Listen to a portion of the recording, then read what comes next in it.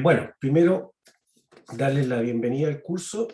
Mi nombre es Alexis Dañino, yo soy profesor de neurofisiología del Instituto de Fisiología y voy a coordinar este semestre el curso que va a ser 100% online. Eh, Todas las clases van a quedar grabadas y las voy a ir subiendo al aula virtual por si se le ocurre alguna pregunta después para tener más comunicación, para poderla responder. Eh, Voy a hablar un poco del programa. En el aula virtual puse el cronograma y el programa del curso actualizado en su última versión.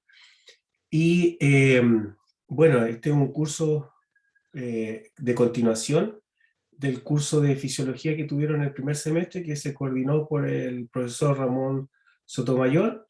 Con él hicimos una buena coordinación en el sentido de los contenidos que vieron en el curso anterior para que sea complementario con las clases que van a tener en este curso. Todos los profesores que participan en este curso son profesores del Instituto de Fisiología, todos con el grado doctor, algunos con doctorados en farmacología en la Universidad de Chile, como el profesor Sotomayor.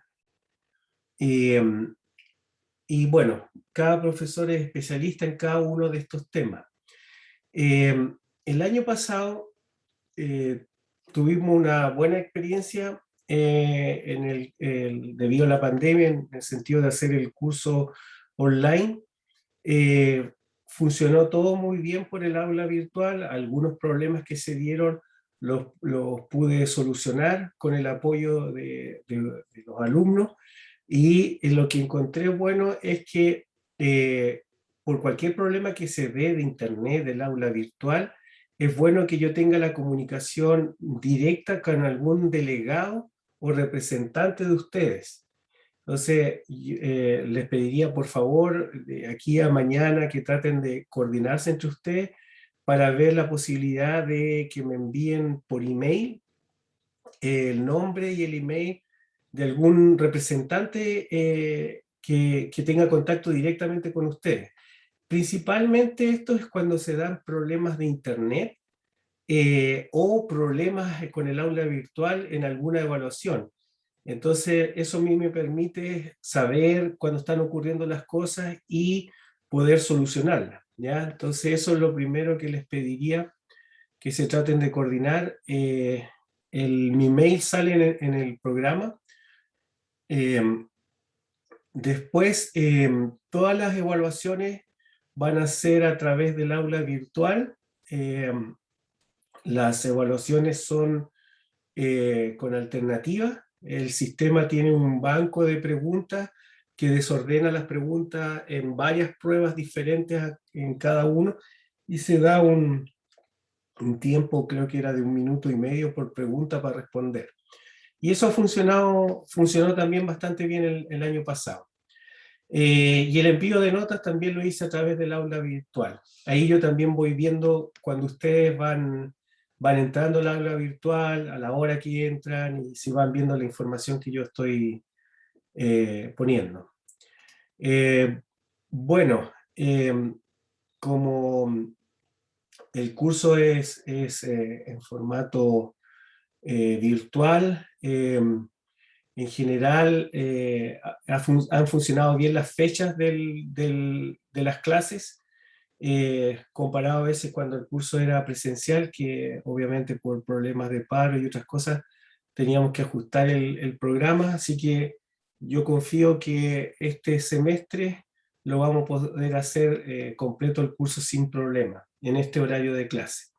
Y la idea en esta primera parte es hacer un nexo entre la parte de neurofisiología y neuroendocrinología que vieron el semestre pasado y con algunos temas de hormonas que no alcanzaron a ver, y luego estos otros sistemas que no vieron en el curso del primer semestre, el digestivo, eh, respiratorio y renal, ¿ya? Ahí está la fecha de las pruebas y algunos talleres que que se hacen de manera voluntaria, que se puede asistir. Ahí el profesor que coordina esos talleres se va a poner en contacto con ustedes. Respecto a la evaluación, son 3 pruebas integrales que corresponden al 100% del curso. Aquellos alumnos que tengan nota igual o mayor a 4 y que en ninguna prueba integral hayan sacado una nota roja, que todas las notas sean igual o mayor a 4, que han eximido, y el resto tiene que dar una evaluación final, y la nota de presentación es del 60%, que sería el promedio de las 3 integrales, y el 40% de la nota final corresponde a la evaluación final. No sé si tienen alguna duda con el programa o algo hasta este momento. Si me están escuchando bien. ¿Profe? ¿Sí? ¿No que era que uno se podía ir a examen con promedio azul, pero una integral nunca sobre 3? Yo tengo que, me enviaron una información ayer de la escuela de farmacia con las indicaciones de la escuela de cómo eximirse. Voy a chequearlo de nuevo, ya, pero en realidad lo que se hace en el curso es lo que dicta su escuela, ya, tanto para las notas de exhibición como para dar la evaluación final. Así que eso lo voy a volver a revisar, ¿ya? Yeah. Gracias, profe. Ok. Entonces, si no hay más duda, entramos de lleno a la clase. Sí, díganme nomás. Cualquier duda que vayan teniendo, me la van diciendo. Eso es lo importante. Si no vi mal, decía que las 3 integrales equivalían al 100% de la asignatura, ¿no? A ver, ahí está. Sí, eso es, para aquellos que se eximan, es el 100%, ¿ya? Pero para los que no se eximen, eso corresponde al 60%, esa es la nota de presentación, es el promedio de las 3 integrales, eso corresponde al 60%. Y después, la nota que se saquen en la evaluación final corresponde al 40%. Y en base a esos Claro, porcentajes se saca la nota final. claro, mi consulta es, en el cronograma vi que habían talleres, esos talleres no van evaluados, entonces son como un método de apoyo para el estudio, ¿no? Exacto, son más métodos de apoyo. O sea, funcionó también bien el año pasado porque lo que más cuesta a veces al final del semestre el módulo de renal, porque están cansados y en general igual no es un módulo fácil. Pero esos talleres, la idea es para los que quieran asistir de manera voluntaria, ¿ya? Y no son evaluados. Lo más importante es que, bueno, tienen la posibilidad de ver en el aula virtual todas las clases que van a quedar grabadas en el horario que ustedes estimen conveniente, y todo el material de apoyo, ya sean, si hay algunos papers o cosas que el profesor quiera enviárselo en PDF, yo los voy a poner en el aula virtual, ¿ya? Entonces, la idea de esos talleres es repasar, aclarar algunas dudas, pero no va a ser evaluado, ¿ya? Ok, profe, gracias. Súper. Bueno, comenzamos con la clase. Yo la titulé Estrés y Resiliencia, aproximaciones desde la neuroendocrinología. Con lo que conversé con el profesor Sotomayor, ustedes tuvieron un módulo fuerte de neurofisiología y una parte de la neuroendocrinología, ¿ya? La idea era buscar un tema que trate de refrescar estos conocimientos con algo que esté muy próximo a su vida cotidiana, ¿ya? Y una buena manera de comprender y entender la neurofisiología y la neuroendocrinología es a través del estudio del estrés. El estrés integra muchas cosas de circuitos neuronales, de comunicación de redes neuronales con el sistema nervioso periférico a través de hormonas, ¿ya? Entonces, por eso orientamos bien con el Ramón que esta clase es como integrativa entre el paso de Fisiología 1 a Fisiología 2, ¿ya? Para entender lo que es el estrés, hay que tener claro lo que propuso el concepto de medio interno, que propuso Claude Bernard, a pesar de que esto se ve en la enseñanza básica y que creo que lo vieron el semestre pasado en el curso, es un concepto muy importante porque el plantearse de que hay un medio interno celular que da la posibilidad de que el metabolismo celular funcione y que tenga una comunicación con el medio extracelular es fundamental para entender también la realidad del cerebro y de toda la neurofisiología que está inmerso en el entorno en que vivimos. Imagínense que el cerebro humano es una célula, ya el fluido cerebroespinal en que está inmerso el tejido cerebral es el citoplasma, y el ambiente en que ustedes viven, el ambiente físico y el ambiente psíquico, psicológico, es el líquido intersticial. De alguna manera, el hecho de entender de que hay un medio interno implica que el cerebro humano está inmerso en el ambiente en que vive. Son algo que no se puede separar. El cerebro de ustedes, de la vida que tienen ustedes y del ambiente en que viven.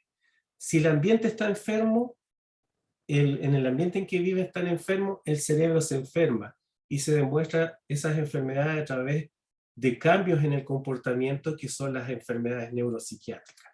Entonces, es fundamental este concepto de medio interno que generalmente se explica en base al contexto celular, pero esto ocurre también en el cerebro humano completo y en el entorno en que vive.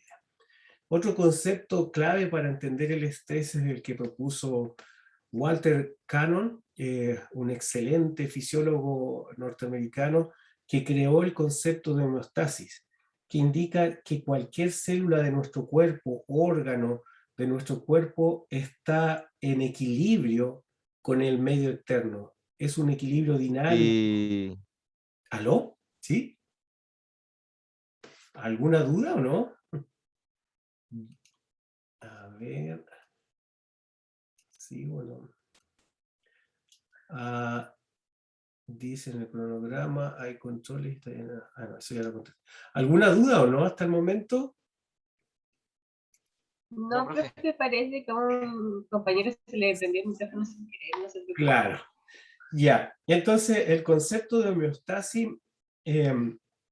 está relacionado con esta capacidad que tienen las células y los órganos, en este caso el cerebro humano, de estar en equilibrio con este medio ambiente. Ese equilibrio, ¿ya?, es lo que se conoce como homeostasis, ¿ya? Ahora, esto no está alejado de la vida de cada uno de ustedes. Por ejemplo,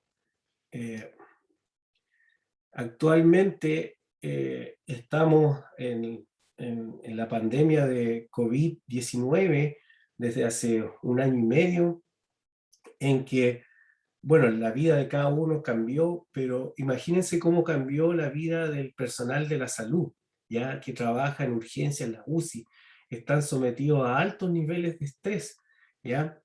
Y igual nosotros, qué sé yo, ustedes en sus casas, en su familia, tuvieron que trabajar desde el computador, ya no, sin poder ir a la universidad. Entonces son cambios en el estilo de vida muy grandes que generan un alto nivel de estrés en nosotros los seres humanos, incluido yo, ¿ya? La gran pregunta es, esos niveles de estrés a los cuales estamos expuestos, ¿tiene algún efecto en el cerebro o nuestro cerebro es inocuo frente a eso, o es resistente, o sí hay efectos en el cerebro?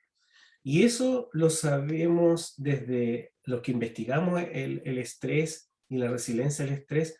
Sabíamos desde antes de la pandemia que las personas que viven expuestas a altos niveles de estrés por un largo periodo de su vida, hay algunas personas que son muy vulnerables a desarrollar enfermedades mentales, enfermedades neuropsiquiátricas, principalmente trastornos del ánimo, como la depresión, los trastornos ansiosos, el estrés postraumático y en algunos casos, en la tercera edad, el desarrollo de enfermedades neurodegenerativas como el Alzheimer. Entonces, lo más importante es que el estrés en sí no es una enfermedad, es un estado fisiológico del cerebro, ¿ya? Pero que mal regulado se convierte en un factor de riesgo principalmente para enfermedades mentales, ¿ya? De ahí que toma relevancia conocer el estrés y conocer esta clase que les voy a hacer, porque de alguna manera les va a dar un conocimiento de poder entender qué le está pasando dentro de su cerebro, ya en el producto del estrés que estamos viviendo con la pandemia. Entonces, para aproximarnos al concepto del estrés, es necesario entender que el estrés se regula principalmente por estructuras cerebrales que son primitivas en nuestro cerebro. O sea, que no fueron creadas cuando nosotros los seres humanos nos creamos, sino que esas estructuras cerebrales las heredamos desde los primeros mamíferos. Quien creó el concepto de estrés fue un fisiólogo, un médico fisiólogo que trabajaba en la Universidad de McGill, el profesor Hanselier, y este concepto del estrés está relacionado con, a ver si acá, con los primeros seres humanos que se crearon, ¿ya? Cuando nosotros nos exponíamos al peligro, por ejemplo, si llegaba un tigre, nosotros reaccionábamos, había cambios fisiológicos, el corazón latía más rápido, había cambios en el cerebro, y luchábamos o escapábamos. Y de alguna manera eso nos permitía adaptarnos al peligro cuando éramos cavernícolas y seguir trabajando y evolucionando como especie humana. Pero ese mismo sistema quedó dentro de nuestro cerebro y actualmente, por ejemplo, hay diferentes tipos de estresores, obviamente aparte de la pandemia, el hecho de vivir en ciudad, tenemos, no sé, pues cuando no había pandemia, el exceso de trabajo, bueno, ahora trabajar desde la casa, el computador, son los mismos mecanismos cerebrales y fisiológicos que se activan, ¿ya? Entonces, hay una realidad durante toda la evolución del cerebro humano respecto al estrés. Son los mismos mecanismos que se crearon que nunca más cambiaron en nuestro cerebro. Es como, yo siempre coloco el ejemplo de que en la cadena respiratoria hay proteínas que son muy conservadas, ¿ya? Por ejemplo, también en el DNA, las histonas que forman los cromosomas son extremadamente conservadas su secuencia porque no se ha creado ninguna otra estructura cerebral, en este caso el estrés, que pueda reemplazar nuestra capacidad de adaptación al medio ambiente. ¿Cómo ocurre esto en nuestro cerebro? Primero, nosotros tenemos nuestros sistemas sensoriales. A través de nuestros sistemas sensoriales, nosotros percibimos el mundo en que vivimos. A través de la audición, del olfato, de la vista, del tacto, nosotros podemos determinar o el cerebro que tienen dentro de su cabeza crea una imagen de la realidad que están viviendo. Pero cuando ese entorno en que se vive hay peligro, hay una estructura cerebral llamada el complejo amigdaloide o amígdala, que son estos dos puntos rojos, tenemos dos amígdalas. Esta estructura cerebral constantemente está sensando el peligro de nuestro medio ambiente. Y otra función que tiene es el procesamiento de las emociones. Por eso el estrés está muy relacionado con las emociones. Entonces, cada vez que hay algún peligro en el ambiente en que vivimos, ¿ya? Se activa esta área del cerebro llamado complejo amigdaloide o amígdala. Y una vez que se activa, ya hay varios sistemas cerebrales y neuroendocrinos que participan en la respuesta al estrés. Pero los más importantes son el sistema nervioso simpático y el eje hipotálamo pituitario adrenal. ¿Por qué razón? Porque ellos son como la columna vertebral de la conexión entre el cerebro y el sistema nervioso periférico para producir los comportamientos relacionados con la respuesta al estrés. Obviamente por una cosa de tiempo no puedo hablar de todos los otros sistemas extrahipotalámicos que son muy interesantes desde el punto de vista de la fisiología, como el sistema endocannabinoide, el sistema de CRH, el locus coeruleus, en parte vamos a ver ahora, pero bueno, a los que le interese este tema del estrés y de las enfermedades mentales, la información está en internet o hay otros cursos que se pueden tomar relacionados con ese tema. Entonces, como mencioné anteriormente, nuestro cerebro siempre está sensando el peligro de nuestro medio ambiente y la amígdala es la que sensa ese peligro, ¿ya? Y una vez que se detectó por la amígdala el peligro del medio ambiente, hay otra estructura cerebral que se recluta, que es el hipotálamo. Y al mismo tiempo se activa el sistema nervioso simpático, que rápidamente lleva esa información hacia la médula de las glándulas adrenales para producir adrenalina. Esta hormona aumenta la frecuencia cardíaca, la frecuencia respiratoria, y ocurre muy rápido. Pero al mismo tiempo y de manera más lenta, la hipófisis genera las hormonas del estrés, ya esas hormonas del ACTH llega hacia la corteza de las glándulas suprarrenales y libera la principal hormona del estrés, que es el cortisol.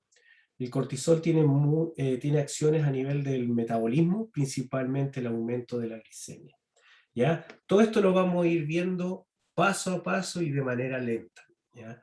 Pero ¿qué permite esto? A medida que está activándose el sistema nervioso simpático muy rápido, segundos después de que están expuestos al estrés, y el eje HPA está generando glucosa hacia el cerebro y hacia los músculos, aumenta nuestra capacidad de concentración, nuestra creatividad, nuestra capacidad de afrontar el peligro. Ese tipo de estrés, ese tipo de respuesta fisiológica, lleva a un estrés positivo que está relacionado con la adaptación, que su nombre técnico es euestrés. Entonces, cuando ocurre la adaptación al estrés, se generan estos efectos positivos. Por ejemplo, siempre a veces es bueno sentir este estrés, este nerviosismo, ¿ya? Principalmente, a veces yo lo veía cuando hacía clases presenciales, antes de la pandemia. Generalmente, a medida que se va acercando el fin del semestre, este estrés que se produce de manera controlada, adaptativa, hace que nosotros maduremos los conceptos en nuestro cerebro y podamos mejorar nuestro rendimiento en las pruebas, ¿ya? Todos aquellos alumnos que aprenden a tener un buen manejo de su respuesta al estrés, eso les favorece mucho en la evocación de memorias relacionadas con datos, con cosas que ustedes aprenden en los cursos, versus alumnos o alumnas que tienen un mal manejo del estrés, se ponen muy nerviosos cuando se ponen a situaciones un poco estresantes como es dar una prueba.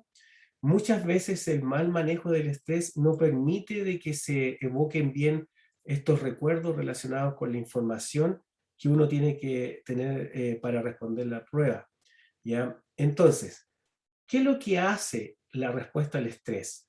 Básicamente, cuando se genera la adaptación, conecta de manera correcta nuestro cerebro con el ambiente en que vivimos, y de esa manera nuestro cerebro percibe de manera correcta el ambiente en que vivimos y genera respuestas adaptativas frente a ese ambiente, ¿ya? Ahora todo lo que expliqué rápido anteriormente, vamos a ir viéndolo paso a paso. Entonces, lo más importante que se deben aprender es que en el centro de sus cerebros tienen dos amígdalas, y no son las amígdalas de acá del cuello, ¿ya? Esas amígdalas, a través de los sistemas sensoriales, esa información llega a una estructura del cerebro llamado el tálamo.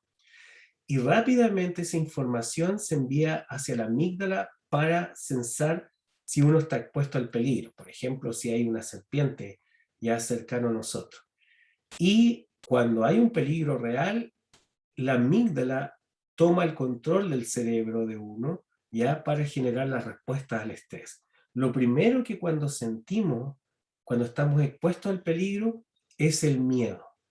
Y el circuito del miedo se disectó completo desde la amígdala hasta los músculos, ya está la amígdala central, de ahí se envían eferentes, salen eferentes glutamatérgicos hacia el núcleo periaqueductal en la médula espinal y posteriormente esa inervación sinapta a nuestros músculos y nosotros quedamos en un estado de freezing o congelamiento.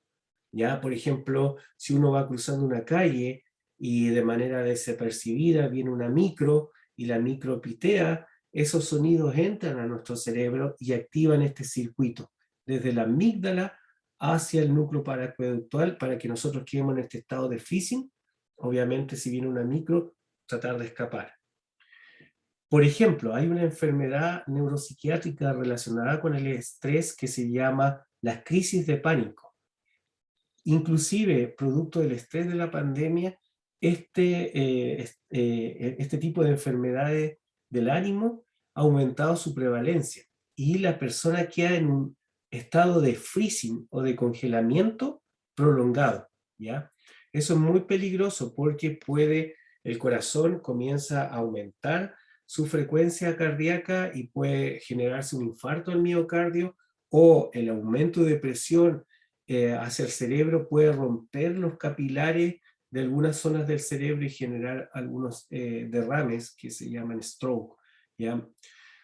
El miedo entonces principalmente lo que hace es preparar nuestro organismo ya para responder al estrés, a pesar de que conductualmente es una respuesta en que el cuerpo está en estado rígido. A nivel del cerebro hay una alta actividad cognitiva, principalmente aumentan las funciones ejecutivas como la atención, el poder de tomar decisiones en tiempos cortos. ¿Por qué razón? Porque el estrés está diseñado para la sobrevivencia.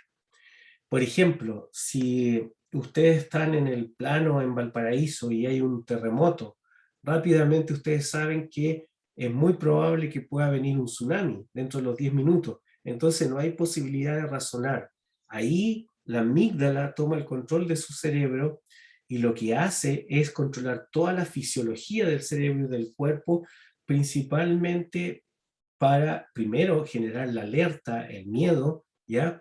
Y luego escapar, en ese caso, hacia los cerros. Entonces, el primer comportamiento generado durante la respuesta al estrés es el miedo. En este ejemplo, una mujer ya va desapercibida hablando por teléfono y llega y ve que viene un auto encima. Esa información rápidamente entonces activa la amígdala. Para ubicarse neuroanatómicamente, esto está en la parte central del cerebro, debajo de la neocorteza, ¿ya? Acá en amarillo está la amígdala. Este es el hipocampo en morado. Una estructura cerebral relacionada con las memorias, la consolidación de memorias episódicas. Acá tenemos el tálamo y en verde tenemos el hipotálamo, ¿ya? Entonces, si se dan cuenta, son estructuras cerebrales muy cercanas, entonces hay conexiones neuronales desde la amígdala hacia el hipotálamo. Una vez que la mujer ya detectó que venía acercándose este auto, esa información entonces se envía ya desde la amígdala hacia el hipotálamo, y acá en el hipotálamo se activan al mismo tiempo estos dos sistemas, el sistema nervioso simpático ¿ya? Y el eje HPA. El sistema nervioso simpático, esta respuesta es muy rápida. Por eso cuando ustedes se exponen al peligro, en segundos ya sienten que su corazón empieza a latir más rápido. y cambia la frecuencia respiratoria. Cuando uno siente miedo, la frecuencia respiratoria aumenta, ¿ya? Y estos cambios hormonales de la respuesta al estrés, desde el hipotálamo hasta la liberación de cortisol, la principal hormona del estrés, es algo lento, que en los humanos nosotros podemos medir el cortisol en la saliva de nosotros para cuantificar nuestra respuesta al estrés. Y esa respuesta hormonal del estrés es más o menos dura 15 minutos en aumentar los niveles de cortisol en la saliva humana. En el caso del sistema nervioso simpático, desde la T9 salen inervaciones simpáticas hacia para inervar la médula de las glándulas adrenales, ¿ya? Y lo que también hace el sistema nervioso simpático durante la respuesta al estrés es inhibir la actividad gástrica. Básicamente en el estrés, aparte de los efectos fisiológicos que generan en todo nuestro cuerpo, es un regulador del metabolismo. Canaliza toda la energía que tenemos hacia la respuesta al estrés, a los que nos hace sentir el peligro. Entonces, trata de disminuir la actividad de varios sistemas fisiológicos que consumen mucha energía. Por ejemplo, el sistema digestivo, ¿ya? Que es lo que se muestra en esta otra diapositiva. Esta inervación simpática que llega hacia las médulas adrenales, activa la adrenalina, pero se inhibe la actividad del sistema digestivo. Las glándulas adrenales están sobre nuestros riñones. Tenemos dos glándulas adrenales que tienen a nivel de morfología, de la morfología del tejido, tienen una corteza y una médula.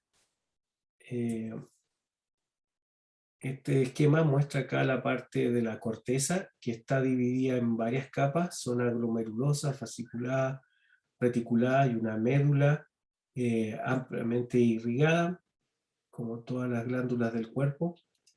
¿Qué es lo interesante? Que en la corteza de las glándulas adrenales no solamente se libera cortisol, que es la principal hormona del estrés, sino que también se liberan otras hormonas que regulan el metabolismo, como la aldosterona, o hormonas sexuales como andrógenos. Entonces hay una relación también entre el sistema del estrés con otros ejes neuroendocrinos que regulan las hormonas sexuales, ¿ya? Este es una tinción de hematoxilina eosina con todas las zonas de la corteza de las glándulas adrenales, la médula.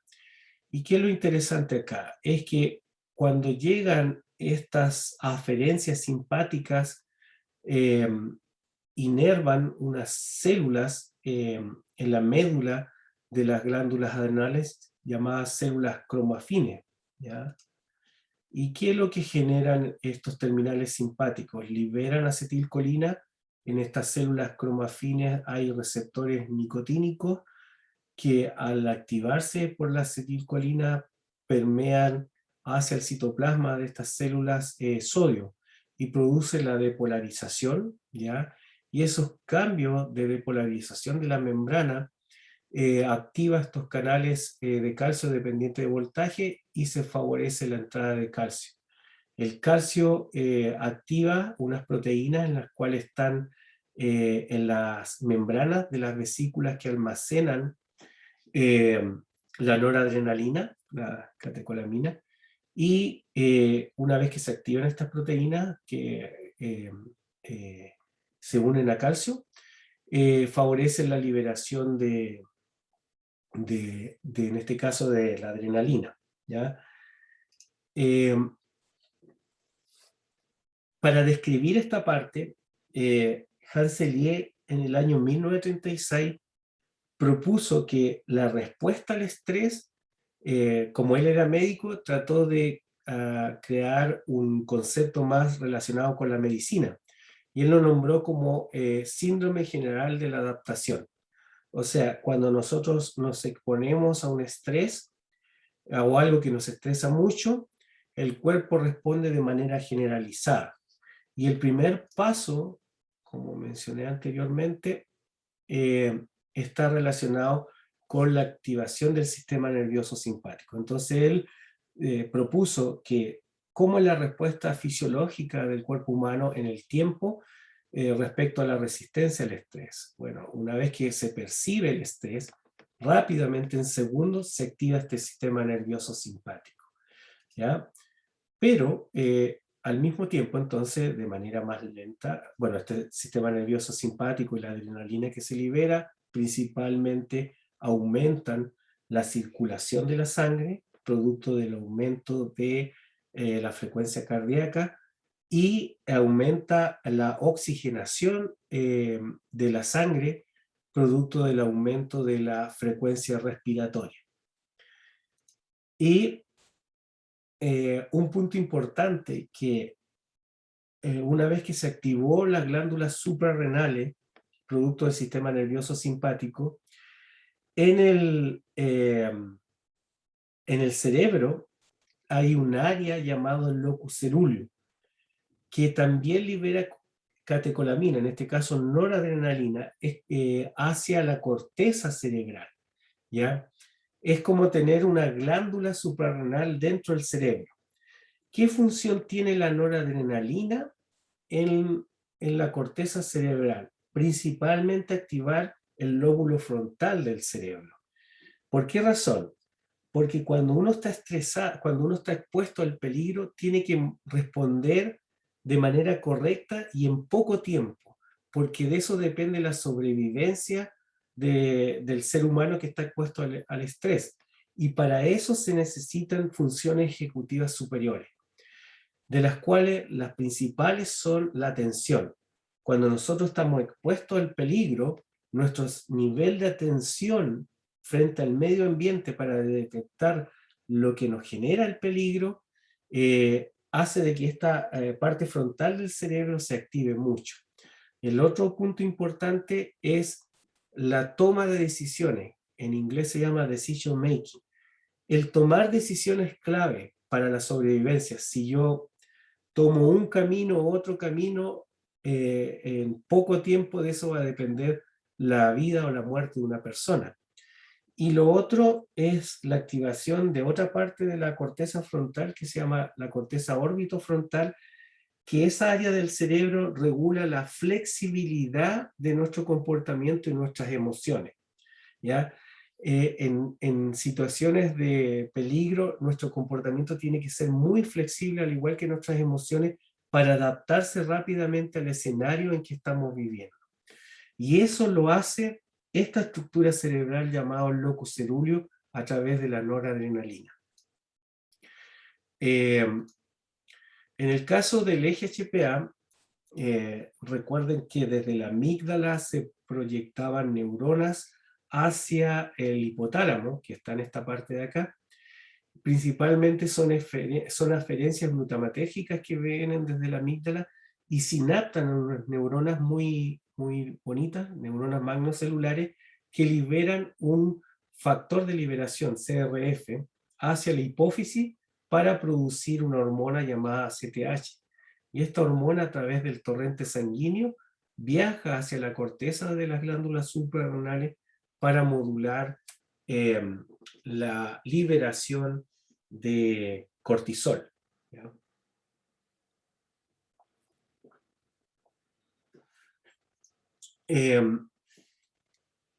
Aquí están las principales estructuras del eje HPA, el hipotálamo que está ahí, la pituitaria o hipófisis y las glándulas adrenales.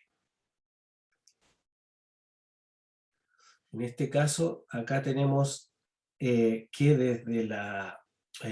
desde el hipotálamo se libera hacia la hipófisis anterior esta molécula CRF o CRH. Los endocrinólogos le dicen CRH, Corticotrophin Release Hormone, ¿ya? Pero hay otro grupo de científicos que le dice CRF, Corticotrophin Release Factor, ¿ya? Pero de las dos formas se refieren al mismo mediador de la respuesta, al mismo mediador molecular de la respuesta al estrés. Ya el CRF o CRH llega hacia la hipófisis para regular la liberación de ACTH. Este ACTH llega a la zona fasciculada de la corteza adrenal, ¿ya? Para regular la liberación de los glucocorticoides. El cortisol es una hormona esteroidal que forma parte de otra familia de hormonas que se llaman glucocorticoides. Ya en los roedores la hormona del estrés se llama corticosterona, y tanto el cortisol como la corticosterona se denomina como cortisona en el lenguaje más endocrino. ¿Qué es lo que hace el ACTH cuando llega a la zona fasciculada de la corteza de las glándulas adrenales? Activa unos receptores que se llaman MC2, ¿ya? Y a través de una cascada de segundos mensajeros, principalmente regulados por la proteína G y la subunidad alfa estimuladora, activa una enzima llamada la adenilato ciclasa que favorece la formación de AMP cíclico a partir del ATP. Posteriormente hay una cascada de segundos mensajeros que activan de que el colesterol se transforme en cortisol en las mitocondrias, ¿ya? Y básicamente lo que hace los glucocorticoides, ya sea el cortisol o la corticosterona en los roedores, es generar la energía suficiente para que conductualmente respondamos al estrés con la lucha, ¿ya? O el escape. A ver en este video. Entonces, en este punto, rápidamente el eje HPA entregó la energía para que se flecten los músculos de la mujer y se pueda escapar. Lo sorprendente de este mecanismo es que todo lo que le he mencionado funciona en 5 segundos, o sea, cuando estamos expuestos al peligro. En el caso este de la mujer que mira y que observa que viene este auto encima, si ella no responde, puede morir atropellada por el auto, pero gracias a esta respuesta al estrés que trabaja con una eficiencia fascinante, puede lograr controlar no solamente el metabolismo, nuestra fisiología, sino que las conductas de sobrevivencia. Miedo, luchar o escaparse. No respondemos de otra manera cuando nosotros estamos expuestos al peligro o estamos en una situación de estrés. Respondemos solamente con esos 3 comportamientos. Acá está otro esquema para reforzar la misma idea. La activación del sistema nervioso simpático, ¿no es cierto?, con la liberación de catecolaminas, adrenalina principalmente. La adrenalina llega hacia los receptores beta-adrenérgicos en la musculatura cardíaca y aumenta los latidos del corazón, la frecuencia cardíaca. También en los vasos sanguíneos, esta adrenalina genera la vasoconstricción de la musculatura lisa de los vasos sanguíneos, y eso hace aumentar la circulación sanguínea. Entonces prepara al cuerpo humano para responder al estrés. Y lo que hace el eje HPA a través de la liberación de glucocorticoide es regular el metabolismo, detener el funcionamiento de sistemas biológicos que consumen mucha energía, como el sistema inmune, El cortisol es la principal molécula inmunosupresora que tenemos en nuestro cuerpo, y lo que hace el cortisol en el hígado favorece la glucogenólisis, que es el glucógeno que tenemos almacenado en el hígado. El cortisol lo transforma en glucosa y con eso aumenta la glicemia. Entonces, si se dan cuenta, el cuerpo humano, cuando está expuesto al estrés, paga un costo biológico en disminuir o atenuar nuestra respuesta inmune y aumentar la glicemia. Imagínense cuando nosotros estamos expuestos a un estrés prolongado en nuestra vida y no nos adaptamos a ese estrés. Lo que se conoce más está relacionado con el estrés laboral, cuando hay personas que tienen que aguantar altos niveles de estrés en sus trabajos durante años de su vida y no se pueden adaptar a ese estrés y tienen que trabajar por mantenerse, o sea, por ganar dinero.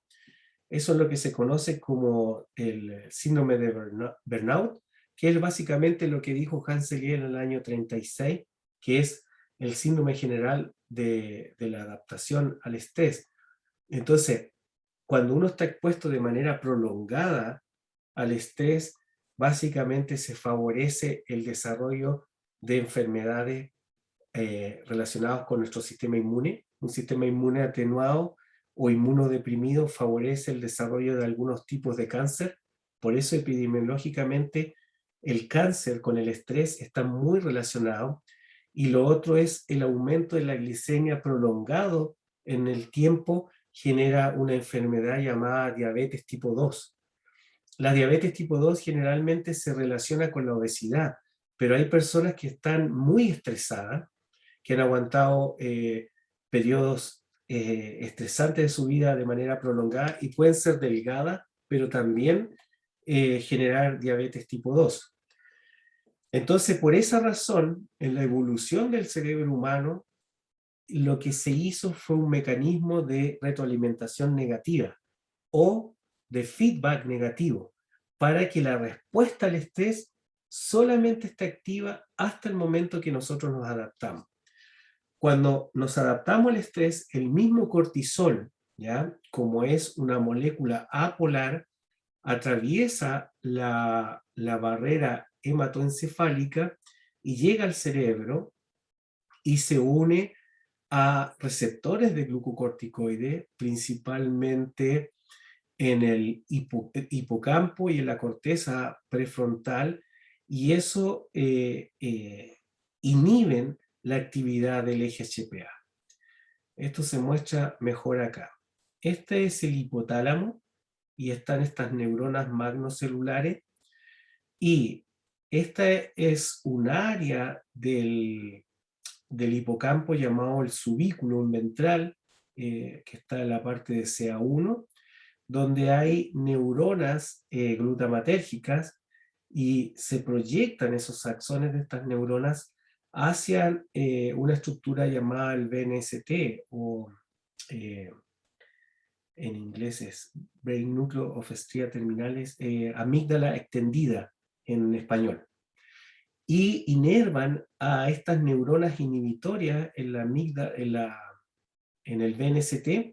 Entonces, cada vez que los glucocorticoides activan el hipocampo, se activan estas neuronas inhibitorias que inhiben a las neuronas magnocelulares ubicados en el núcleo paraventricular. Y de esa manera detienen la actividad del eje HPA. Lo mismo hace la corteza prefrontal. Entonces, básicamente, el sistema nervioso autónomo, ¿ya?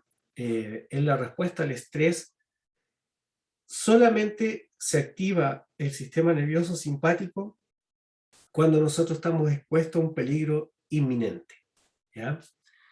Y cuando nosotros nos adaptamos al estrés, disminuye la actividad del sistema nervioso simpático y aumenta la actividad del sistema nervioso parasimpático, lo que hace que nosotros estemos relajados cuando ya nos adaptamos al peligro. Por ejemplo, si lo llevamos al plano académico, cuando damos las pruebas, por ejemplo, de este curso, y nos va bien en las pruebas, posteriormente a eso nosotros sentimos un relajo extremo, básicamente porque aumenta nuestro sistema nervioso parasimpático y disminuye la actividad del sistema nervioso simpático.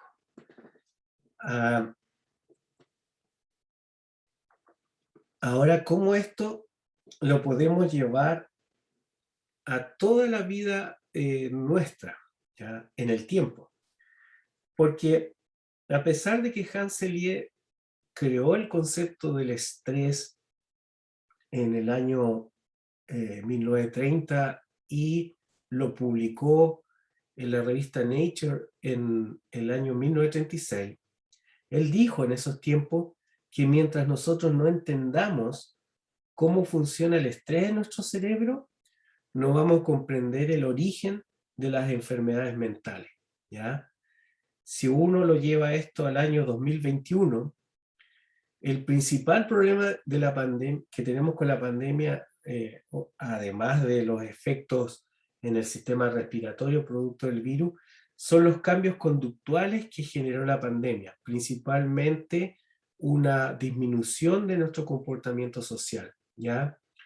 Y el gran problema que eso en nosotros los seres humanos es un factor que genera mucho estrés.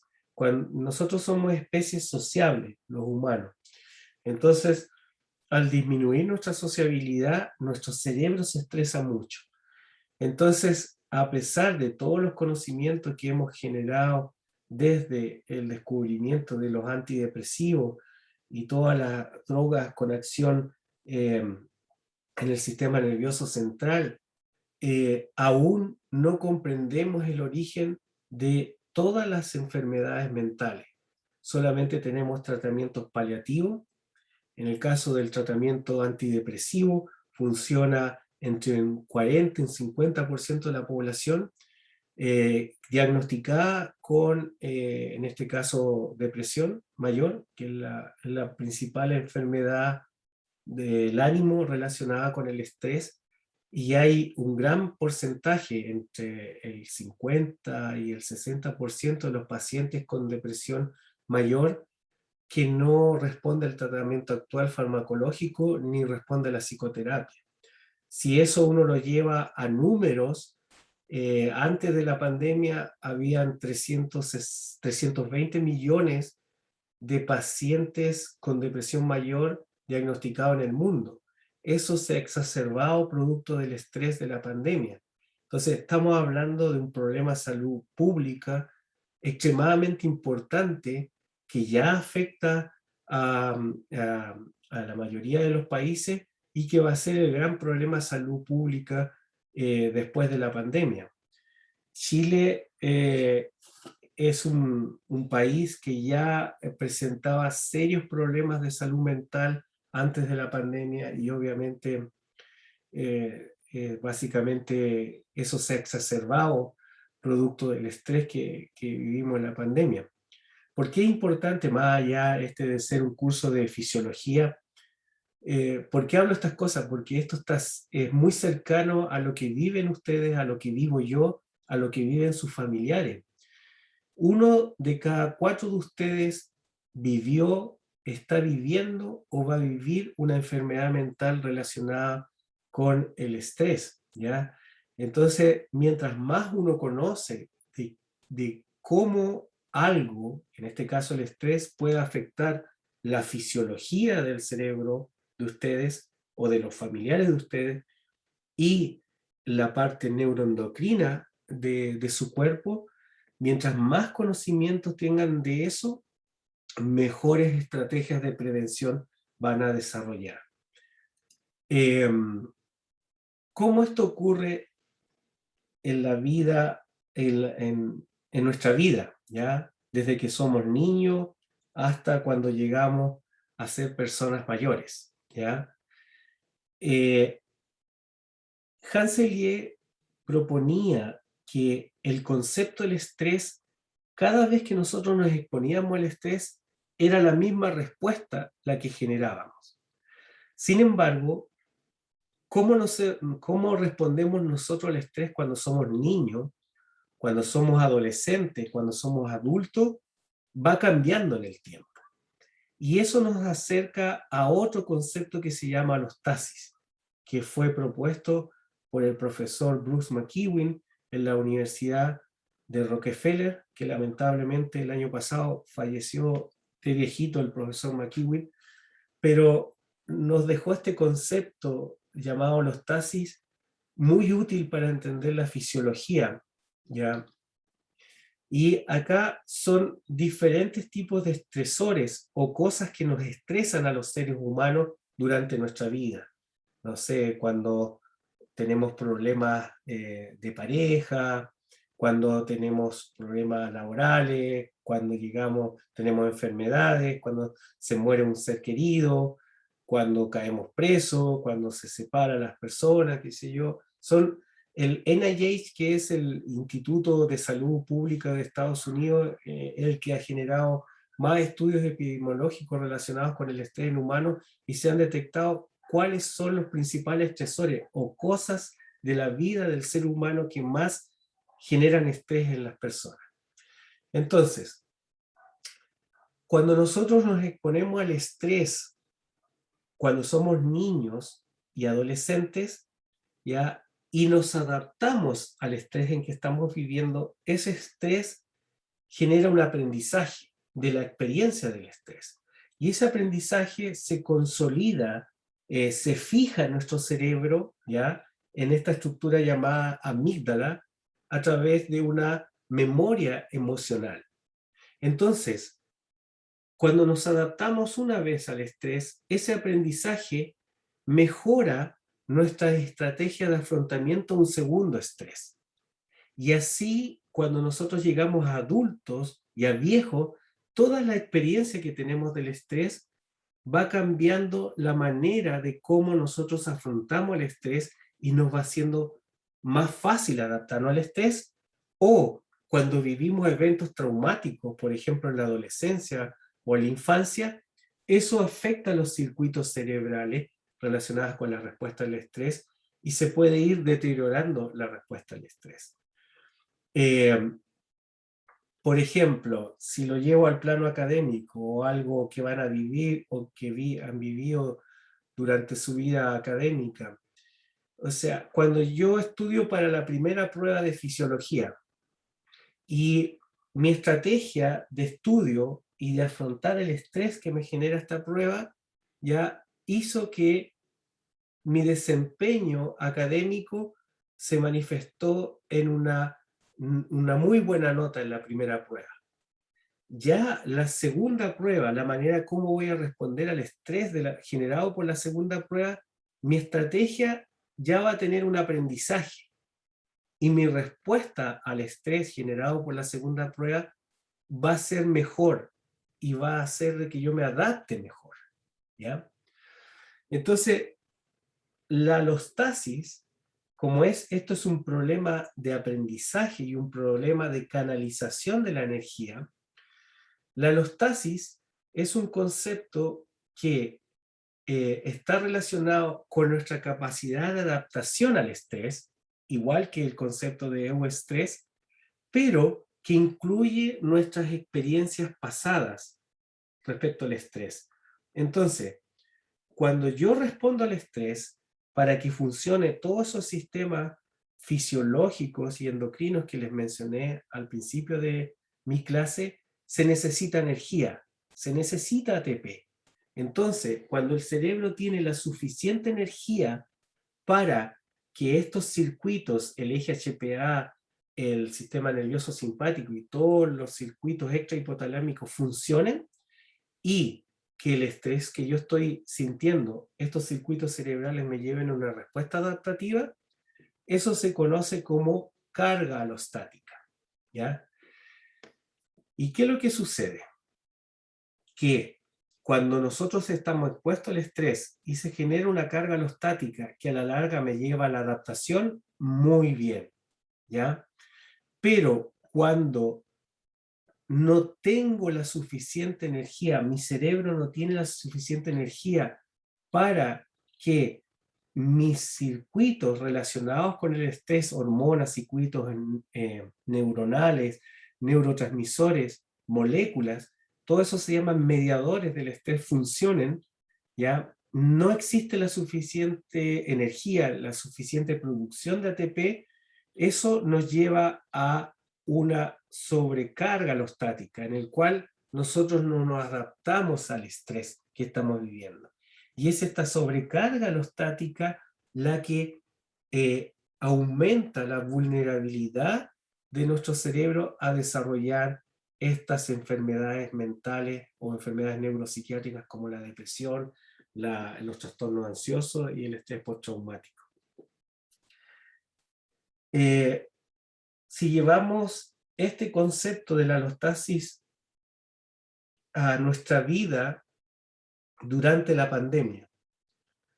El año pasado, cuando acá en Chile empezamos a estar expuestos a la pandemia, la mayoría de nosotros pensaba de que esto iba a durar un par de meses y todo se iba a solucionar en mayo. Entonces, ahí estábamos en un estado de carga alostática, ¿ya? Nuestro cerebro estaba pensando de que todo iba a solucionarse rápidamente en mayo, ¿ya? Sin embargo, cuando llegamos a julio o agosto y nos dimos cuenta de que la pandemia no terminaba, y ahí nuestro cerebro entró en una sobrecarga alostática, ¿ya? Se empezó a disminuir la energía de nuestro cerebro para afrontar el estrés. Y en algunas personas, esta sobrecarga alostática generó una vulnerabilidad tan grande en el cerebro que comenzaron a desarrollar enfermedades mentales, ¿ya? Hace un par de meses atrás, un colega psiquiatra de la Universidad de Chile, Paul Beringer, que estudia en el caso de la depresión, han hecho estudios durante la pandemia acá en Chile, y claro, la prevalencia de estas enfermedades de trastornos del ánimo, principalmente la depresión, que ya era alta antes de la pandemia, había aumentado significativamente producto del estrés de la pandemia, ¿ya? ¿Cómo lo ve esto Hanselier? Que cuando uno está en un estado de euestrés, de adaptación al ambiente, cuando llega un estrés en el cual no me puedo adaptar, que es lo que Bruce McEwen denominó como sobrecarga alostática, que es lo que denominó Hanselier como distrés, es en este estado en que se producen todas estas enfermedades relacionadas con el estrés, principalmente enfermedades mentales, como les dije, pero también otras enfermedades. El estrés aquí se convierte en un factor importante en el desarrollo del cáncer, ya de algunos tipos de cáncer, producto del efecto de la inmunosupresión, o diabetes tipo 2. O lo que también se ha observado es que las personas que están en una sobrecarga alostática o de distrés, aumenta la probabilidad de generar una enfermedad llamada adicción, que probablemente la vieron con el profesor Sotomayor. Hay una gran relación entre el estrés y el aumento de la susceptibilidad de volverse adicto a drogas de abuso o al mismo alcohol, ¿ya? ¿Por qué razón? Hay una estructura cerebral relacionada con la respuesta al estrés que no se las puedo hablar ahora por cosas de tiempo, que se llama el núcleo accumbens. El núcleo accumbens forma parte del circuito mesolímbico, que es el circuito que regula nuestra capacidad de motivación, de sentir placer. Eso se regula por un neurotransmisor llamado la dopamina.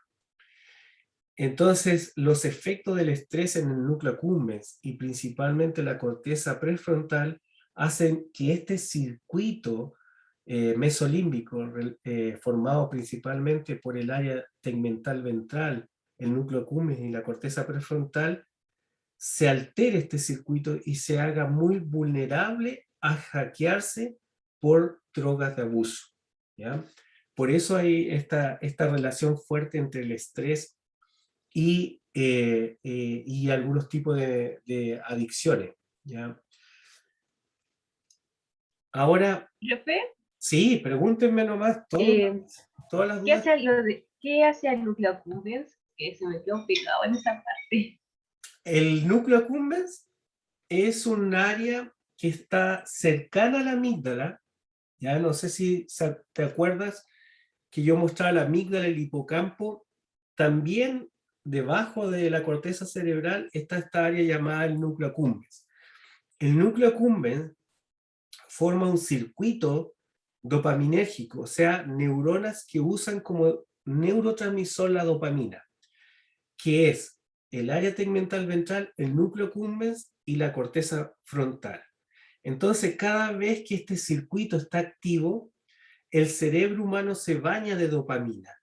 Y al aumentar la dopamina en el cerebro, aumenta nuestra motivación por conocer cosas, aumenta nuestra capacidad de sentir placer, ¿ya? Eh, por otro lado, por ejemplo, hay otros neurotransmisores como la serotonina, que también regulan el ánimo de nosotros los seres humanos. Por ejemplo, cuando la serotonina está en bajos niveles en el cerebro, nuestro ánimo está bajo, estamos tristes. Si aumentan los niveles de serotonina, aumentan los niveles de dopamina, nos ponemos a bailar, estamos alegres. Nuestro ánimo se regula por estos neurotransmisores principalmente. Pero existen unas cosas que se llaman reforzantes naturales. Por ejemplo, si nosotros no comemos, nos morimos y desaparecemos en la evolución. Entonces el comer es un reforzante natural porque cada vez que nosotros comemos, en nuestro cerebro se libera dopamina, se activa este circuito mesolímbico y nosotros sentimos el placer por comer. Lo mismo con el comportamiento sexual para la reproducción y con nuestro comportamiento social. Nosotros, los humanos, somos seres sociables y cada vez que nosotros compartimos con amigos, con familiares, nuestro cerebro lo traduce eso en felicidad, ya básicamente en placer. Ahora, cuando se alteran estos circuitos, ya el área tegmental ventral, el núcleo accumbens o la corteza prefrontal, ese circuito se altera, este circuito se hace muy vulnerable a que pueda ser hackeado por una droga de abuso artificial. Entonces, no sé, la cocaína o el mismo alcohol, las personas empiezan a sentir más placer por consumir la droga, consumir el alcohol, ¿ya? O videojuegos, que obviamente también tienen un alto poder de adicción, versus a sentir placer por reforzantes naturales. Entonces, lo que se ha visto es que el estrés, cuando no es adaptativo, altera el funcionamiento del núcleo accumbens. Por eso hay esa relación tan fuerte entre el estrés y la adicción a alimentos, a drogas. Bueno, en el caso ahora del profesor Sotomayor, estudia adicciones a alimentos. Entonces, están muy relacionados estos dos conceptos. Ahora, lo otro importante, que el estrés, cuando nosotros vivimos el estrés, no es el tiempo lo importante de estar expuesto al estrés, es si nos adaptamos o nos adaptamos, o no nos adaptamos al estrés. Por ejemplo, si una persona está sometido a un evento traumático en su vida, ¿ya? Tiene un trauma, ¿ya?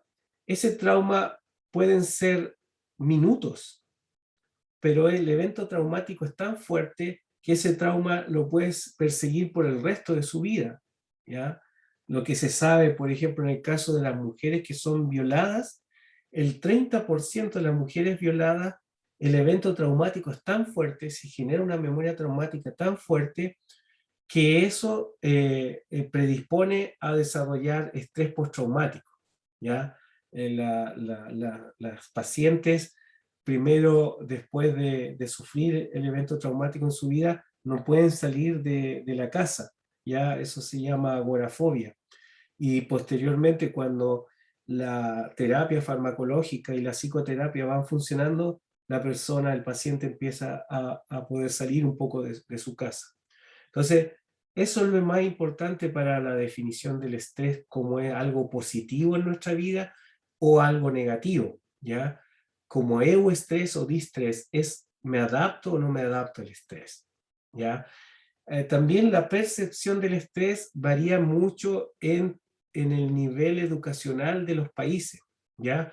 Por ejemplo, en los países desarrollados, la mayoría de las personas leen sobre el estrés y la palabra estrés está cargada negativamente. Por ejemplo, para conseguir trabajos, a una persona que tiene un mal manejo del estrés o que está muy estresado en general, le cuesta conseguir trabajo, ¿ya? Porque saben que esa persona se va a enfermar más rápido, no va a poder tolerar muy bien el trabajo, mientras que en países como el nuestro, en vías de desarrollo, en que el concepto del estrés no ha permeado bien en la población, el estar estresado es un símbolo de algo bueno, de algo positivo. Es una persona que trabaja harto, muy buena, que no descansa y que está siempre trabajando. Entonces, como 24/7, ¿ya? Pero cuando, por ejemplo, yo hago conferencias o charlas relacionadas con el estrés y les muestro cómo queda el cerebro humano cuando las personas no descansan y trabajan todos los días de su vida, se provocan deterioro de estructuras cerebrales. Ahí recién uno se da cuenta de que el mal manejo del estrés va deteriorando el tejido cerebral y produciendo enfermedades mentales. Es como mostrarle a un fumador los pulmones de una persona que falleció y que fumó toda su vida. La persona ve los pulmones, se puede reír o ve los cerebros que yo muestro con parte del cerebro destruido de una persona que ha estado estresado toda su vida, pero las personas empiezan a pensar, chuta, eso me puede pasar a mí, en mi cerebro. O a los que fuman, dicen, oh, si yo fumo voy a quedar así. Y eso genera cambios conductuales. Y esa es la otra parte que quiero pasar ahora. En el caso de cuando el estrés no se genera la adaptación, esto que yo les mencionaba que se llama distrés, es un estrés tóxico para el cerebro. Es un estrés que destruye nuestro cerebro.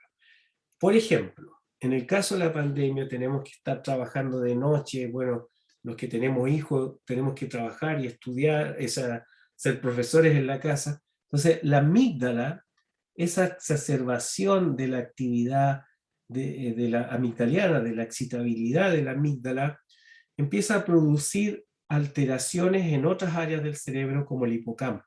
Por eso las personas estresadas empiezan a tener problemas en el aprendizaje, ¿ya? En la capacidad de almacenar memoria.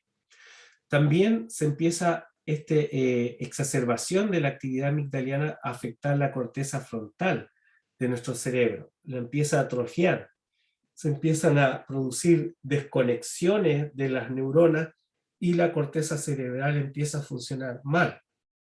Entonces tenemos serios problemas de concentración, de planificación, de control de nuestras emociones y aprendizaje. Y todos estos factores van predisponiendo al cerebro a desarrollar estas enfermedades mentales como la depresión mayor y en el caso de enfermedades neurodegenerativas como el Alzheimer. Entonces, si bien el estrés no es una enfermedad como tal, lamentablemente producto del estilo de vida que tenemos los seres humanos y producto del estrés que estamos viviendo de la pandemia, se volvió uno de los principales factores que favorecen el desarrollo de enfermedades mentales. Por eso hay mucho dinero para investigar el estrés ahora en el mundo, el estrés y su relación con las enfermedades mentales, pero falta tanto por comprender de los efectos del estrés en el cerebro que nosotros no tenemos fármacos, no tenemos nuevos blancos farmacológicos para controlar nuestra respuesta al estrés, ¿ya? Antes de desarrollar una enfermedad mental, ya nuestro cuerpo empieza a sufrir los efectos del estrés. Por ejemplo, en la parte de la piel, como el sistema inmune tiene un rol muy importante en este órgano llamado la piel, al disminuir la actividad, atenuarse la actividad del sistema inmune producto del cortisol que liberamos, nosotros empezamos a sufrir algunos problemas a la piel, ¿ya? Irritación, también los músculos, principalmente el músculo trapecio, que está acá en el cuello, se contrae fuertemente, especialmente en la noche, las personas que no se adaptan al estrés que están viviendo. Y esa contracción del músculo trapecio genera una enfermedad relacionada con el estrés que se llama fibromialgia. Eso cuando uno dice me duele mucho el cuello, ya es producto del estrés que estamos viviendo. Y lo otro, cuando dormimos, el cerebro sigue trabajando y obviamente el cerebro estresado sigue percibiendo el estrés que vivimos en el día. Entonces las personas duermen con los dientes apretados, ¿ya? Y eso genera una enfermedad muy común para lo que ven los odontólogos que se llama el bruxismo, ¿ya? Obviamente empezamos también a tener serios problemas de aumento de ansiedad y problemas también en el sistema gastrointestinal, principalmente la microbiota que tenemos acá en el intestino delgado, que es como el segundo cerebro. Tenemos un cerebro acá y el otro lugar del cuerpo donde hay más tejido cerebral, más neurona, es acá en el sistema gastrointestinal, el microbioma. Bueno, el cerebro, ¿por qué es tan afectado en esta situación de estrés no adaptativo o distrés?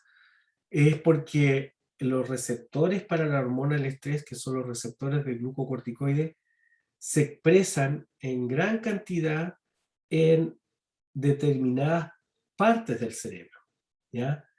No en todo el cerebro, sino que hay una muy alta expresión de estos receptores de glucocorticoides, de mineralocorticoides, en el hipocampo, ¿ya?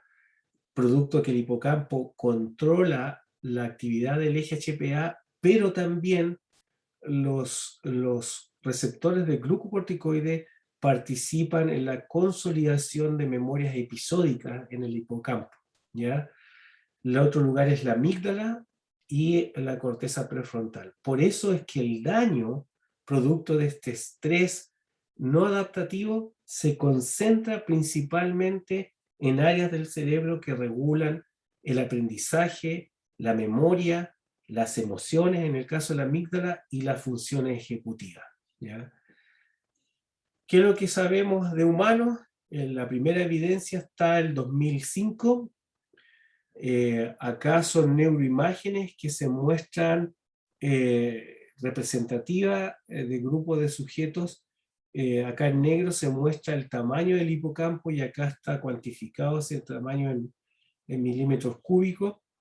Esta parte de acá arriba de las imágenes son sujetos entre 20 y 23 años, probablemente de la edad de ustedes. Y estos son neuroimágenes de personas mayores, de la tercera edad. Acá son sujetos controles no estresados, y estos son sujetos estresados que se les midió el estrés que tienen a través del cortisol presente en la saliva, a través de una técnica que se llama ELISA, y aún no han desarrollado una enfermedad mental producto del estrés. ¿Y qué se dieron cuenta? Que los jóvenes y las personas mayores que están estresadas, este estrés no adaptativo, el tamaño del hipocampo disminuye respecto a los sujetos controles, a los sujetos no estresados. Por eso las personas que están estresadas y no se han adaptado al estrés que están viviendo, empiezan a olvidarse de las cosas. Por ejemplo, a los estudiantes les cuesta memorizar o entender la materia que se está viendo en los cursos, o las personas que están trabajando se empiezan a olvidar dónde dejan las cosas. Y eso, o empiezan a disminuir su capacidad de memoria. Y eso le empieza a afectar el rendimiento laboral. Entonces, la primera relación entre este estrés tóxico o distrés o sobrecarga alostática es con problemas de memoria. Eso, ahí uno empieza a reconocer las personas que están sufriendo un estrés no adaptativo tóxico para su cerebro, ¿ya? El otro lugar es la amígdala. Entonces, lo que se sabe es que las personas, por ejemplo, en este caso, que estuvieron expuestas a un evento muy estresante, muy traumático, como la caída de las Torres Gemelas, esas personas se les midió los efectos de ese estrés en su cerebro y se dieron cuenta de que la amígdala de estas personas estresadas comenzó a atrofiarse, así como una pasa, respecto a las personas que no estuvieron expuestas a este estrés. ¿Qué es lo que se sabe? Que la amígdala, cuando se redujo de tamaño, aumentó su actividad neuronal. La amígdala se hizo más reactiva. Por eso es que las personas estresadas se vuelven más ansiosas, presentan altos niveles de ansiedad comparado con las personas que no están estresadas. Y en el caso de la corteza frontal, hay dos partes de la corteza frontal humana, la corteza cingulada anterior y la corteza orbitofrontal. Y las personas que estuvieron expuestas al terremoto de Japón del 2011, y ese estrés que le generó el terremoto, a algunas de estas personas se les comenzó a atrofiar su corteza cingulada anterior y su corteza orbitofrontal. Y se dieron cuenta que a medida que era más la atrofia en su cerebro producto del estrés que vivieron, se presentaban más síntomas de estrés postraumático. Entonces, ¿qué es lo que hace la corteza prefrontal? Regula el funcionamiento de la amígdala, es como el freno de la amígdala. Entonces, si se deteriora el tejido cerebral de la corteza prefrontal, la amígdala en nuestro cerebro queda sin freno. Entonces, las personas que están viviendo este estrés tóxico empiezan a experimentar episodios de agresividad muy alta, se vuelven muy agresivos y muy violentos. Y eso hace perder los vínculos sociales que tienen las personas y comienzan a experimentar un fenómeno que se conoce como aislación social. Y esta aislación social es la entrada para las enfermedades mentales como la depresión. Estos efectos se vieron 3 a 4 meses después del estrés. Y al año después del estrés generado por el terremoto de Japón, empezaron a observar que estas personas empezaron a tener serios problemas de memoria y su hipocampo se empezó a deteriorar, el tejido cerebral se empezó a destruir en este caso. Ya, obviamente que lo más probable es que es apoptosis, no necrosis. En el caso de las personas con este estrés tóxico, no solamente se deteriora el tejido de la corteza prefrontal, sino que el funcionamiento de esta corteza prefrontal se puede determinar a través de la electroencefalografía, ¿ya? El funcionamiento de la corteza prefrontal, a través de algo que se conoce como conectividad funcional. Y las personas estresadas no solamente se le atrofia la corteza frontal, sino que el funcionamiento de la corteza prefrontal se deteriora significativamente. Entonces, este deterioro que sufre el cerebro, producto del estrés que no es adaptativo, este efecto tóxico que tiene el estrés en el cerebro, favorecen entonces a que en algunos casos se desarrolle este tipo de enfermedades relacionadas con el ánimo, ¿ya? Principalmente la depresión mayor.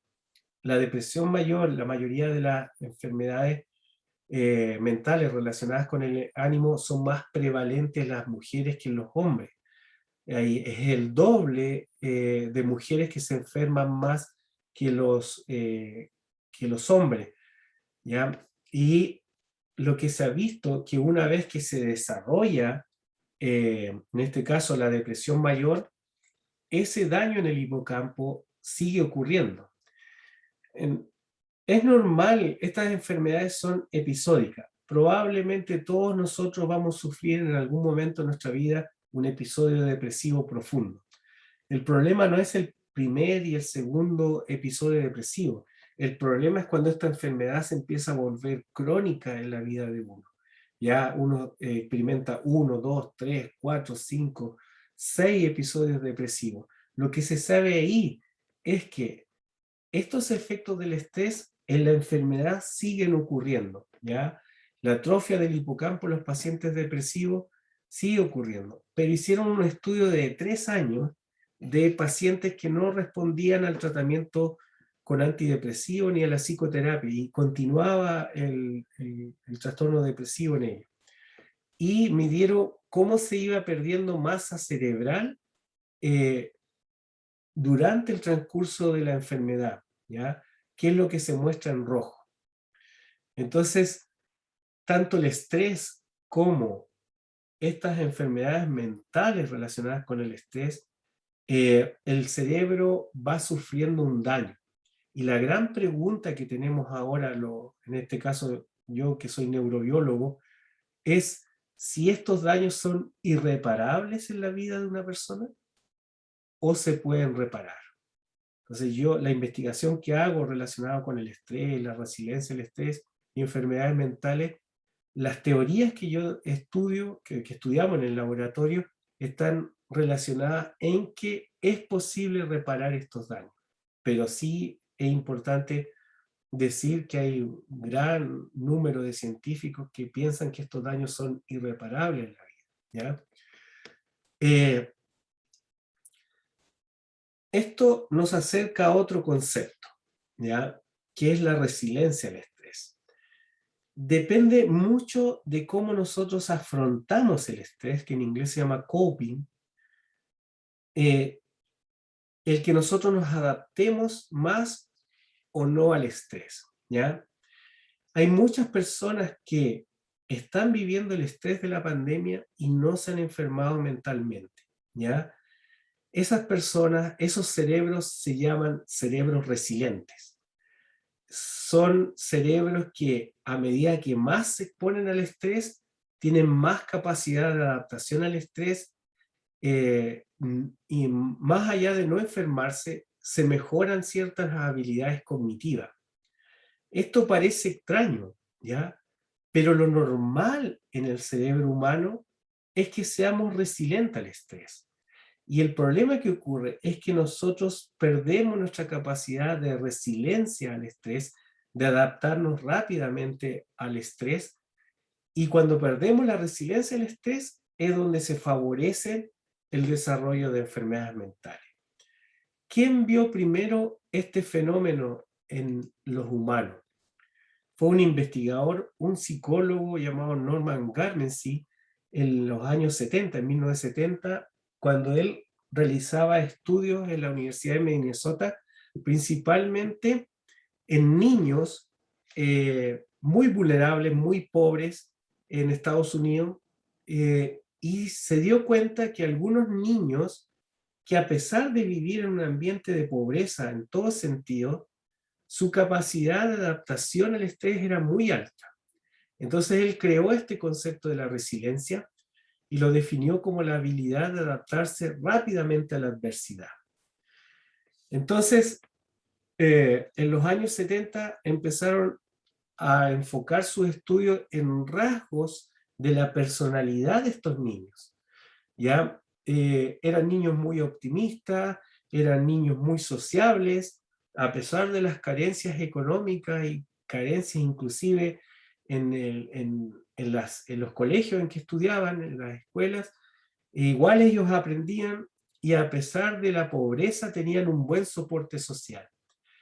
Entonces se dieron cuenta que estos rasgos de la personalidad de estos niños también ocurrían en los adultos y en los jóvenes. Habían jóvenes que eran también muy resilientes al estrés y que tenían este mismo tipo de personalidad.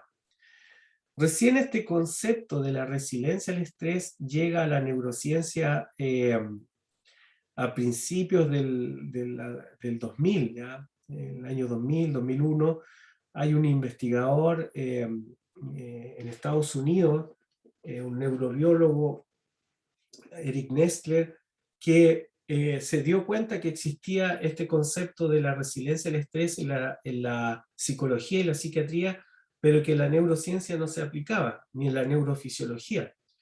Y básicamente lo que él se sorprendió y se dio cuenta que era algo que había que estudiar, porque normalmente los que estudiamos enfermedades humanas, especialmente enfermedades mentales, siempre estudiamos a los sanos y a los enfermos.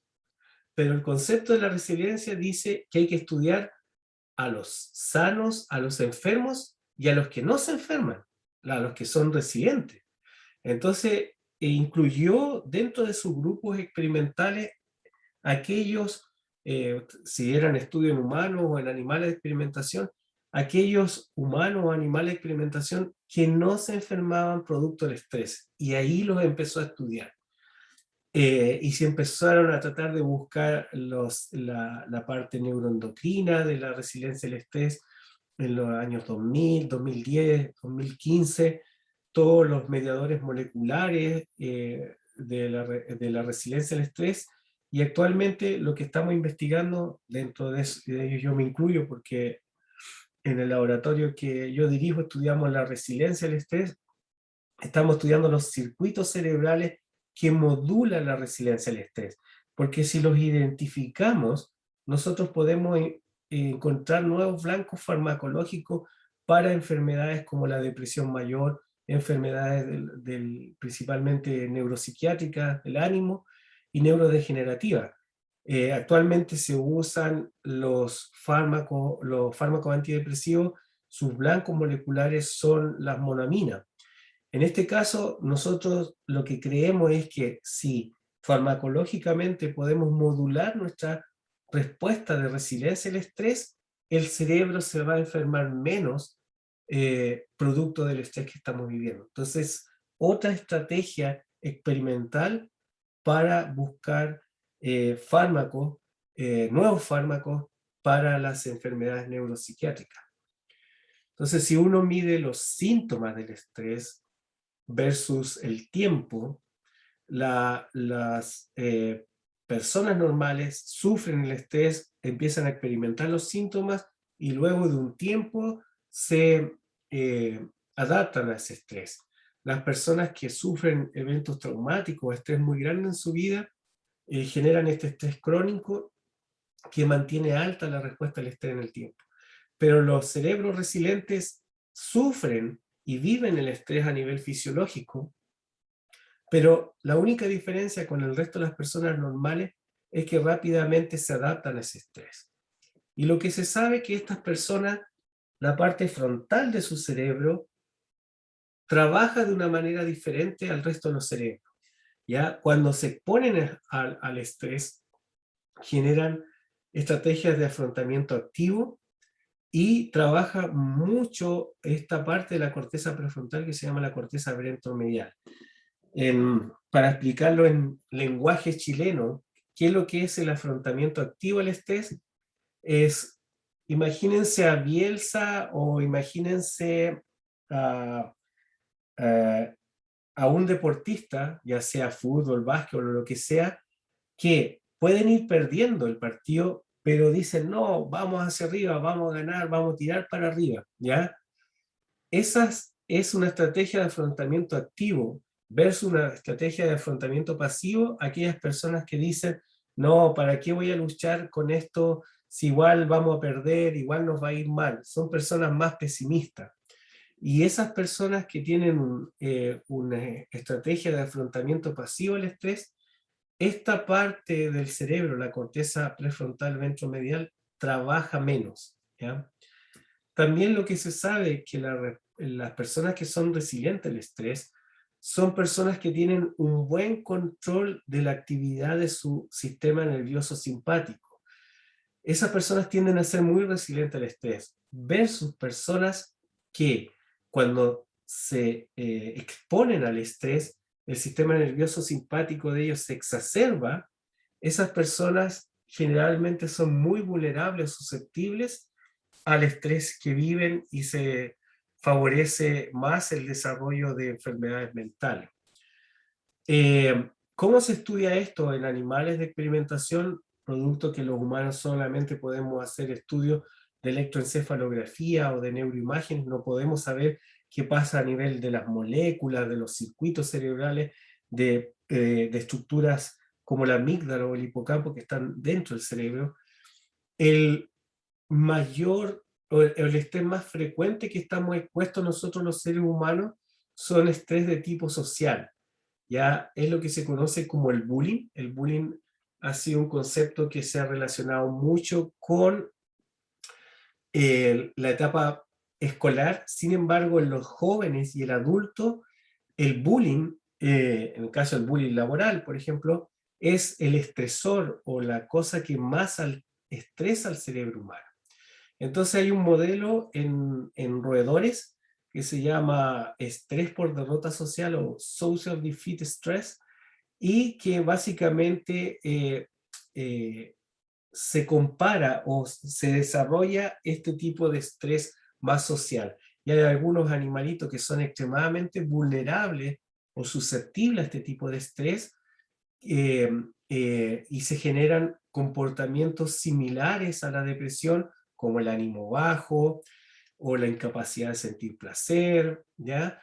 Y animalitos que son muy resilientes a este estrés. Y en ellos, a nivel molecular, se ha observado de que la relación de la expresión de receptores de glucocorticoide y mineralocorticoide en estas estructuras cerebrales que controlan el aprendizaje y nuestras emociones, dependiendo de esta relación, en los animales se hacen más vulnerables o resilientes al estrés. ¿Y qué es lo que se ha observado? Que cuando hay un desbalance entre los receptores de glucocorticoide y la corticosterona que liberan los animales, ese desbalance activa unas células en el cerebro que se llaman microglía, que son las células inmunológicas del cerebro. Y la microglía activa hacia su isoforma M1 gatilla la neuroinflamación. Y lo que sabemos que todas las enfermedades mentales, la primera alteración biológica que ocurre en el cerebro es la neuroinflamación. Entonces, este grupo de investigadores de Holanda realizaron estudios de expresión del receptor de mineralocorticoide, y se dieron cuenta que la expresión de este receptor cambiaba en el cerebro de acuerdo a los eventos traumáticos que nosotros estamos expuestos, al sexo, a la edad, si somos mujeres o hombres, ¿ya? Y a variaciones epigenéticas. Entonces hay toda una teoría sobre el origen de la resiliencia al estrés, producto de los receptores de mineralocorticoides. Y en el laboratorio nuestro lo hicimos hace un par de años dos preguntas. ¿La resiliencia es para toda la vida? ¿Una persona nace resiliente y es resiliente toda su vida? ¿O la resiliencia en nosotros los seres humanos y en los animales de experimentación tiene un tiempo? Y lo otro, ¿es posible mejorar nuestra capacidad de resiliencia al estrés? Entonces, ahora en junio pasado publicamos un paper en la revista Journal Neuroscience Research, en que estudiamos en animales de experimentación el efecto de este estrés social, pero qué es lo que sucedía una semana después del estrés o 2 semanas después del estrés. ¿Ya? Bueno, ahí está el paper, lo pueden bajar y ver más detalles del estudio. Yo solamente voy a mostrar los resultados más importantes. Y se recuerdan que uno de los grandes problemas que origina el estrés es afectar nuestro comportamiento social. Cuando nosotros vivimos el estrés y seguimos siendo sociables, eso es una característica muy notoria en los humanos que son resilientes al estrés, y también en los animales que son resilientes al estrés, versus los animales que son muy vulnerables al estrés, se deteriora el comportamiento social. Entonces evaluamos el comportamiento social una semana después del estrés en este test conductual, en el cual se ve el tiempo de permanencia del animal de estudios en esta zona de interacción. Mientras más esté en esta zona de interacción, más sociable es este animalito.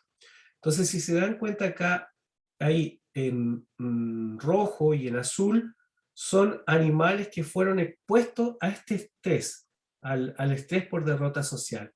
Sin embargo, un grupo de estos animalitos, cuando fueron expuestos a esta prueba de interacción social, su comportamiento social se deterioró significativamente, ¿ya?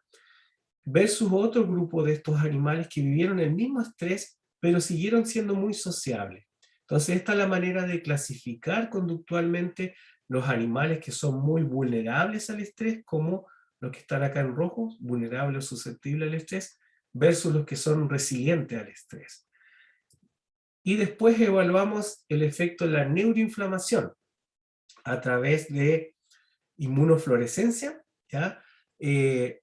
Con unos anticuerpos para detectar la microglía y los astrocitos, cuando estos son reactivos, producto del estrés que se vive, los astrocitos reactivos y la microglía activa son indicadores de neuroinflamación. En este caso, medimos neuroinflamación en el hipocampo, ¿ya? Y lo que observamos acá, estas son fotos representativas de cada grupo experimental para el anticuerpo que marca microglía, que se llama IVA1. Mientras más verde, más neuroinflamación hay, y GFAP para detectar astrocitos reactivos. Entonces, si se dan cuenta, una semana después del estrés, los animales susceptibles al estrés presentan neuroinflamación comparado con los resilientes al estrés. Pero lo que pasó 2 semanas después del estrés fue muy interesante, en el sentido de que los animalitos que fueron resilientes al estrés, cuando pasaron 2 semanas después del estrés, se transformaron en vulnerables al estrés o en susceptibles al estrés. Y en su cerebro, en el hipocampo, aumentó la neuroinflamación. Entonces lo que nosotros encontramos es que la resiliencia al estrés no es para toda la vida, sino que se pierde en el tiempo. Y en el caso de los roedores, descubrimos que se pierde 2 semanas después del estrés. Entonces, aquí es donde estamos trabajando con estrategias farmacológicas para que los animales resilientes al estrés no pierdan su capacidad de resiliencia al estrés. Estamos estudiando drogas relacionadas con el control de la actividad de los receptores de mineralocorticoide, glucocorticoide, y a través de esta estrategia farmacológica prevenir el desarrollo de enfermedades mentales. Bueno, llegamos hasta aquí, creo que hablé harto. No sé si tienen alguna duda. ¿Aló? ¿Están ahí o no? Sí, profe. Sí, profe. Por mi parte todo súper clarito. Profe, yo tengo una duda. Sí, pregúnteme todas las dudas. Sí, que dijo que en el afrontamiento pasivo la persona era como más pesimista y no trabajaba la corteza, pero ¿cómo se llamaba esa parte? La corteza órbito-frontal. Ya, gracias. Súper. A ver, acá hay algo en el chat que dice... es lo mismo que el concepto de hormesis. ¿Cuál es ese concepto? Cristóbal, ¿estás ahí?